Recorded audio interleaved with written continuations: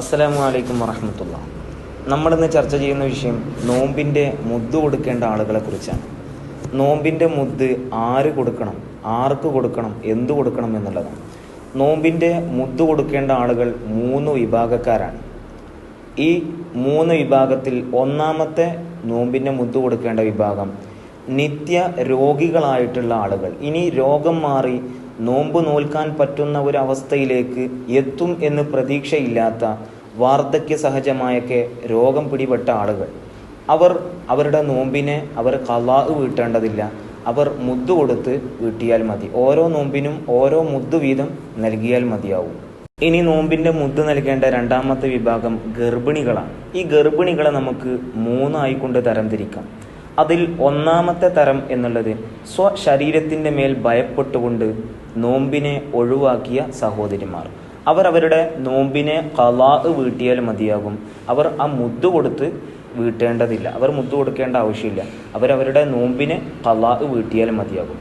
ഇനി ഗർഭിണികളിൽ രണ്ടാമത്തെ വിഭാഗം തൻ്റെ മറ്റൊരാൾക്ക് വേണ്ടിയിട്ട് നോമ്പിനെ ഒഴിവാക്കിയപ്പോൾ, ഉദാഹരണത്തിന് തൻ്റെ കുട്ടിക്ക് വേണ്ടിയിട്ട്, ഗർഭിണികളാകുമ്പോൾ കുട്ടിക്ക് വേണ്ടിയിട്ട് അല്ലെങ്കിൽ മറ്റൊരാൾക്ക് വേണ്ടി നോമ്പിനെ ഒഴിവാക്കിയവരാണെങ്കിൽ അവരുടെ നോമ്പിനെ ഖളാ വീട്ടുകയും അവർ ഓരോ നോമ്പിനും ഓരോ മുദ്ദ് കൊടുത്ത് വീട്ടുകയും വേണം. ഇനി ഗർഭിണികളിൽ മൂന്നാമത്തെ വിഭാഗക്കാർ സ്വശരീരത്തിൻ്റെ മേലിലും മറ്റൊരാൾക്ക് വേണ്ടിയും, അതായത് കുട്ടിക്ക് വേണ്ടിയും അതുപോലെ തന്നെ സ്വന്തം ശരീരത്തിൻ്റെ മേലും ഭയപ്പെട്ടുകൊണ്ട് നോമ്പിനെ ഒഴിവാക്കിയ സഹോദരിമാർ. അവർ നോമ്പിനെ ഖളാ വീട്ടിയാൽ മതിയാകും, അവരും മുദ്ദ് കൊടുത്ത് വീട്ടേണ്ടതില്ല. ഇനി നോമ്പിൻ്റെ മുദ്ദ് കൊടുക്കേണ്ട മൂന്നാമത്തെ വിഭാഗം ഹൈള്, നിഫാസ് ഉള്ള സ്ത്രീകൾ, അതുപോലെ തന്നെ യാത്രക്കാർ, മറ്റു രോഗങ്ങളൊക്കെ പിടിപെട്ട ആളുകൾ. ഇവരുടെ നോമ്പിനെ ഖളാ വീട്ടിയാൽ മതിയാകും, ഇവർ മുദ്ദ് കൊടുക്കേണ്ടതില്ല.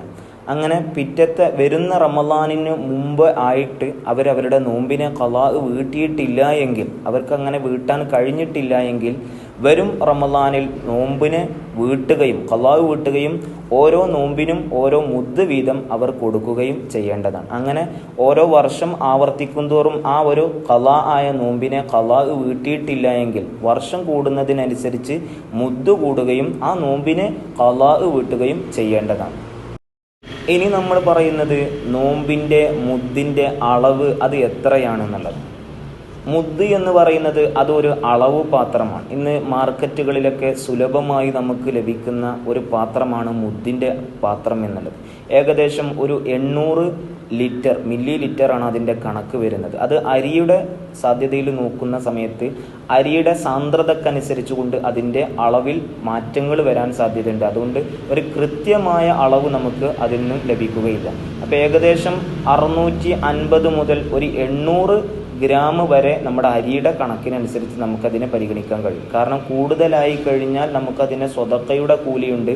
നമ്മൾ കുറച്ച് കഴിഞ്ഞാൽ ഓരോ അരിക്കും ഓരോ തൂക്കമാണ് വരുന്നത്. അപ്പോൾ ഓരോ അരിയുടെ സാന്ദ്രതക്കനുസരിച്ച് കൊണ്ട് അതിൻ്റെ തൂക്കത്തിൽ വ്യത്യാസങ്ങൾ വരാറുണ്ട്. അപ്പോൾ ഒരു 800 ഗ്രാം വെച്ച് നമ്മൾ കൊടുക്കുകയാണെങ്കിൽ അത് കൂടുതലായാലും പ്രശ്നമില്ല. പക്ഷേ കുറയുകയാണെങ്കിൽ അത് ആ ഒരു മുദ്ദിൻ്റെ കാര്യത്തിൽ അതൊരു ഗൗരവമായി അതൊരു വിഷയമായി മാറും. അപ്പോൾ അതുകൊണ്ട് നമ്മൾ എപ്പോഴും കൊടുക്കുമ്പോൾ കൂടുതലായി കൊണ്ട് കൊടുക്കുക. അത് കൂടുതലാക്കി കൊടുത്തു കഴിഞ്ഞാൽ നമുക്കതിൻ്റെ സ്വതക്കയുടെ കൂലി നമുക്കതിന് ലഭിക്കും. ഇനി ആർക്കാണ് മുദ്ദ് കൊടുക്കേണ്ടത് എന്നുള്ളതാണ്. ഫക്കീർ, മിസ്കീന് പോലെയുള്ള ആളുകൾക്കാണ് നമ്മുടെ മുദ്ദിനെ നമ്മൾ കൊടുക്കേണ്ടത്.